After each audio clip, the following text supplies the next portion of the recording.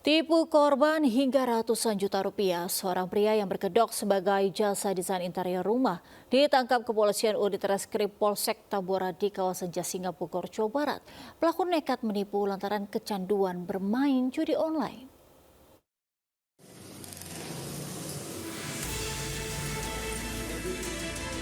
Aparat unit reskrim Polsek Tambora, Jakarta Barat meringkus seorang pria pelaku penipuan di sebuah warung makan di kawasan Jasinga, Bogor, Jawa Barat. Pelaku yang berkedok sebagai jasa desain interior rumah ini melarikan diri usai menipu seorang korbannya senilai 171 juta rupiah. Penipuan terjadi saat korban mencari jasa desain interior di media sosial. Usai berkenalan, pelaku dan korban bertemu dengan membuat kesepakatan untuk membuat furniture sebesar 180 juta rupiah dengan jangka waktu pembuatan selama 3 bulan. Korban sempat diberikan uang muka sebesar 54 juta rupiah, namun pelaku kembali meminta uang dengan alasan kekurangan biaya. Hingga korban menyerahkan uang sebesar 171 juta rupiah, namun pesanan tak kunjung tiba di rumahnya. Dari hasil pemeriksaan, sudah ada 3 orang yang menjadi korban penipuan oleh pelaku.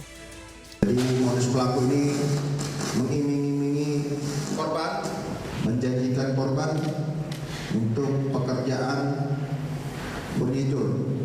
Setelah itu, uang yang digunakan untuk bermain judi online. Atas perbuatannya, pelaku dijerat dengan pasal tentang penipuan dan penggelapan dengan ancaman hukuman 4 tahun penjara. Di Jakarta, Miftahul Gani melaporkan. Pemirsa, kebakaran hebat terjadi di kawasan industri Jababeka di Kabupaten Bekasi, Jawa Barat. Api menghanguskan 5 rumah makan semi permanen.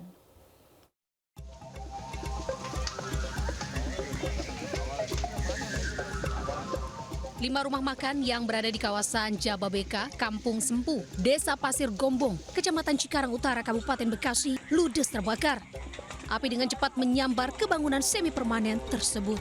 4 unit mobil pemadam kebakaran dari kawasan Jababeka dan Kabupaten Bekasi dikerahkan ke lokasi. Api berhasil dipadamkan 1 jam kemudian. Diduga api berasal dari bagian belakang warung tempat memasak. Tahu, saya ngeliat di belakang di dindingnya sebelah itu api udah gede aja. Oh, api udah gede. Pas lagi rame-ramenya orang makan jam makan siang soalnya. Oh, jadi belum tahu ini apa penyebab kebakaran ini, Bang ya? Kalau pastinya kurang tahu, cuman kemungkinan ya dari kompor kayaknya. Yang diindikasinya dari dugaan korsleting listrik.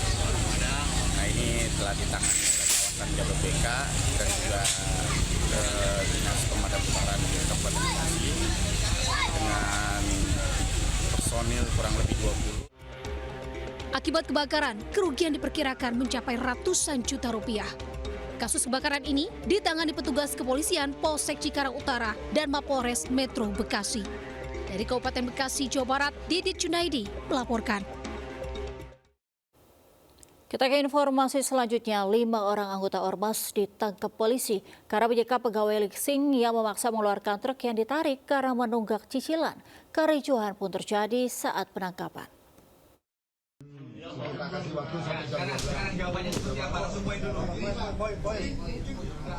Lima orang anggota Ormas melakukan mediasi dengan karyawan finance di sebuah gedung bank di Jalan Basuki Rahmat, Kota Surabaya, Jawa Timur.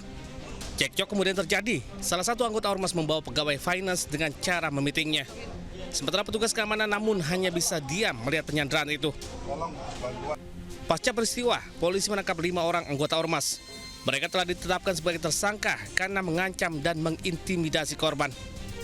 Mereka memaksa korban mengeluarkan kendaraan yang ditarik karena menunggak cicilan. Dengan alasan bahwa BOT menarik kreditnya macet. Nah, sedangkan 5 orang tersebut sebenarnya juga bukan sebagai pemilik kendaraan tersebut, sehingga dia tidak ada hubungan hukum antara korban dengan BOT. Untuk mempertanggungjawabkan perbuatannya, kelima tersangka dijerat dengan pasal berlapis dengan ancaman hukuman di atas 12 tahun penjara. Dari Surabaya, Jawa Timur, Nur Safei News melaporkan. Kebakaran menghanguskan 4 kios dan 1 gudang penyimpanan di kawasan Jatinegara, Jakarta Timur, Kamis siang. Diduga kebakaran akibat kebocoran gas dari salah satu kios yang ada di kawasan tersebut.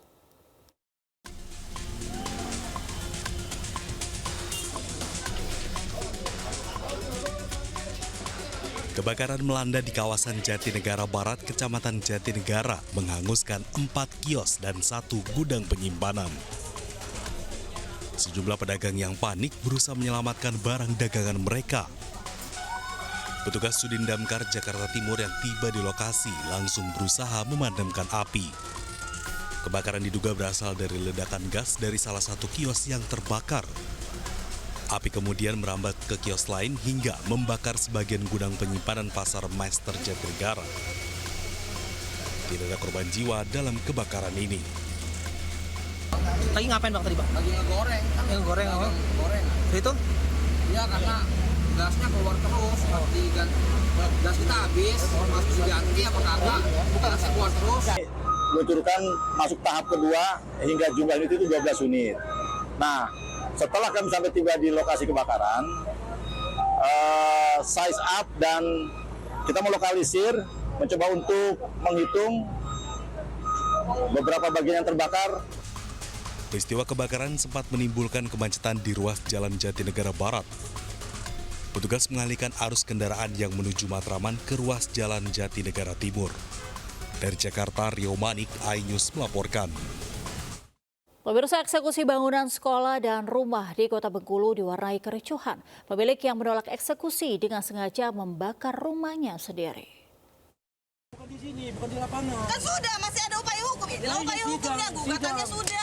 Ya sidang artinya nggak boleh dieksekusi. Nanti dieksekusi ketika sidang setelah dilakukan. Putusan belum selesai. Proses eksekusi lahan sekolah PAUD dan 1 rumah di Jalan Raden Patah, Kota Bengkulu diwarnai kericuhan.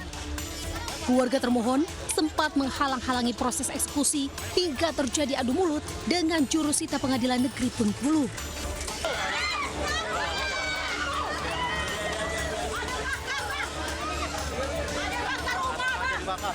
Saat adu mulut terjadi, tiba-tiba bangunan rumah yang menjadi salah satu objek eksekusi sengaja dibakar oleh keluarga termohon eksekusi. Api tiba-tiba membesar, membuat panik puluhan polisi dan warga sekitar. Kebakaran meludeskan seluruh bangunan semi permanen. Tak lama berselang, polisi mengamankan pihak keluarga termohon yang diduga melakukan aksi pembakaran. Ternyata bangunan sebelah terbakar. Namun demikian, tidak mungkin kejadian tersebut tiba-tiba. Kami sebarkan teman-teman intern untuk berpaket apa penyebab jadi kebakaran ini. Ternyata ada unsur kesengajaan. Meski sempat terhambat akibat terjadi kebakaran, jurusita Pengadilan Negeri Bengkulu tetap mengeksekusi dengan merobohkan bangunan dan mengosongkan lahan. Dari Kota Bengkulu, Endro Dwi Rawan melaporkan.